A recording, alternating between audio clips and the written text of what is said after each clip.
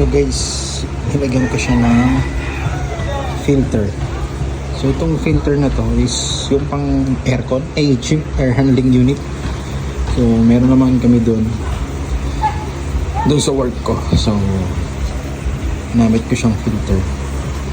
Lagyan ko rin siya, tapos yung stock pa rin nakakabit sa CVT na parang foam, palagay ko pa rin siya para at least, diba? Yan. Pinipitan ko lang siya, sinakto ko lang. So ito, nakalagay naman dyan. Dikit ko na lang ulit. Tapos para yun, malinis pa rin siya. Ako ko siya ilagay talaga. Ay, hindi ko muna siya nilagay kasi naghanap muna ako nito sa work. Gulupit nga lang ako ng konti eh. Kapal din siya.